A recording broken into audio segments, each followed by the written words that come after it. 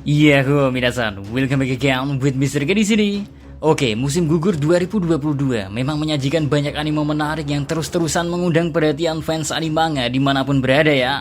Setelah dihebohkan dengan penayangan Bleach yang kurang lebih 10 tahun tak dilanjutkan, kini anime pendatang baru yang gak kalah serunya ya, yakni serial Chainsaw Man Unjuk Gigi. Kisah manganya yang telah disukai banyak pihak sehingga perilisan animenya pun sudah dinanti-nanti sejak lama. So, karena penayangan episode 1 udah tersedia di berbagai platform, langsung aja kita menuju pembahasan breakdownnya, oke? Let's go!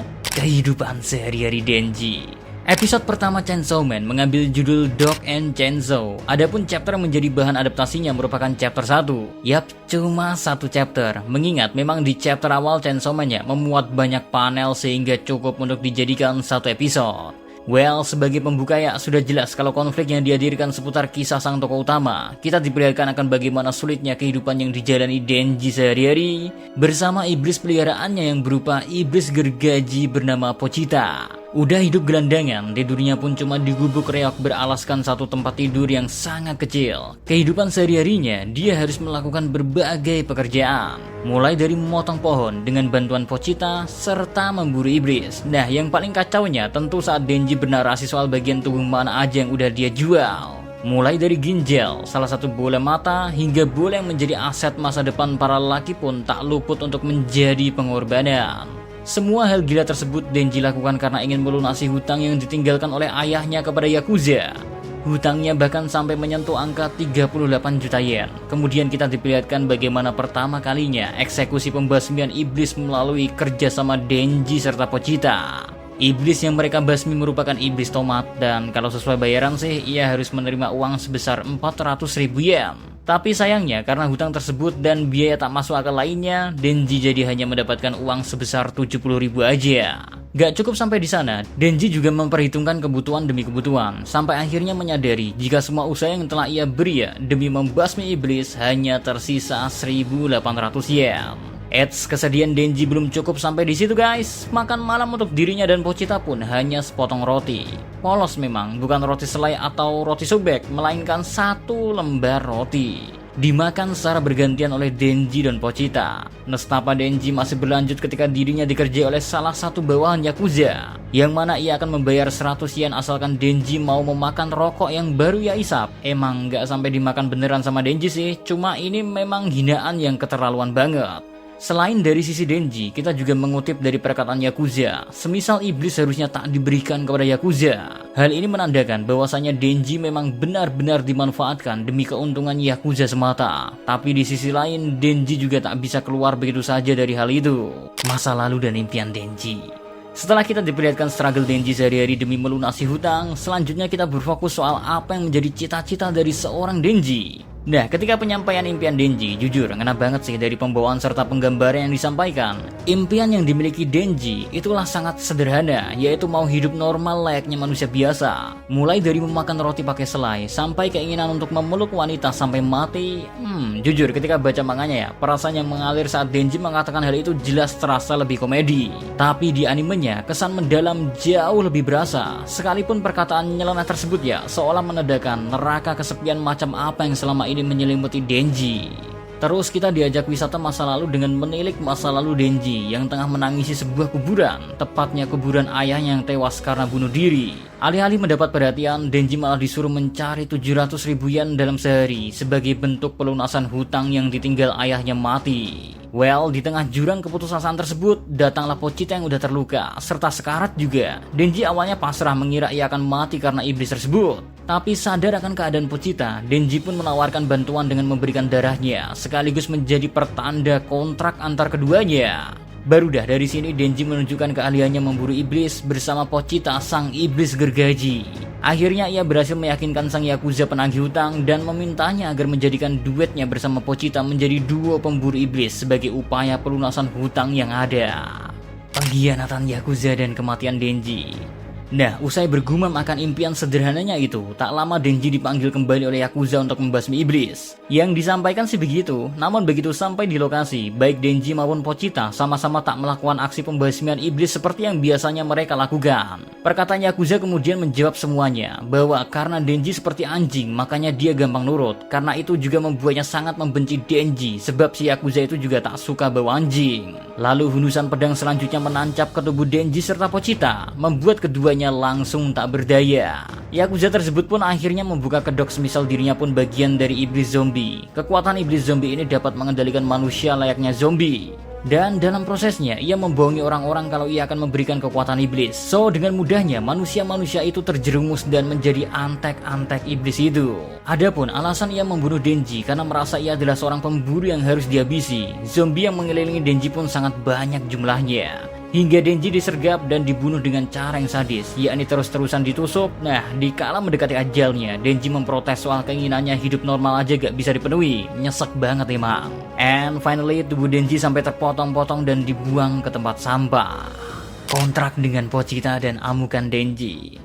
Well, seolah keberuntungan masih memihak Denji. Sisa darah Denji rupanya ada yang sampai kepada Pochita, sehingga membuat Pochita sadar untuk sesaat. Lalu kita diperlihatkan mengenai interaksi Denji dan Pochita. Layaknya Denji mengatakan banyak hal, termasuk soal kemungkinan dirinya mati dibunuh iblis. Denji mengetahui semisal ada beberapa iblis yang bisa mengambil tubuh seseorang, dan Denji berpesan semisal ia mati, ia ingin Pochita mengambil tubuhnya dan menjalani kehidupan layaknya manusia biasa. Karena ia tak mau mati meninggalkan Pochita sendirian, sehingga menjadi penyesalan dalam hidupnya.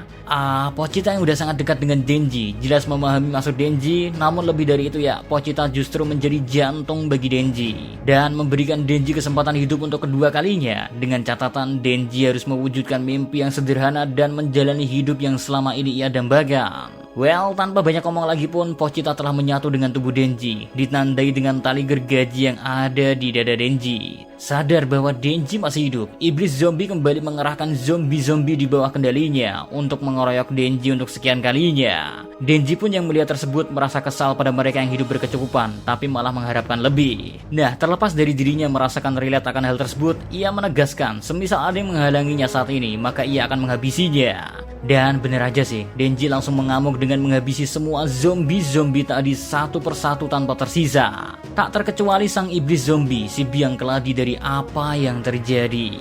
Sedikit peringatan ya, apa yang disajikan pada amukan Denji ini benar-benar gore, darah, koyakan tubuh, dan menggergaji orang ditampilkan tanpa sensor. Sehingga sensasi yang diberikan juga sangat, ditambah dengan warna darah merah segar, menambah kesadisan scene tersebut.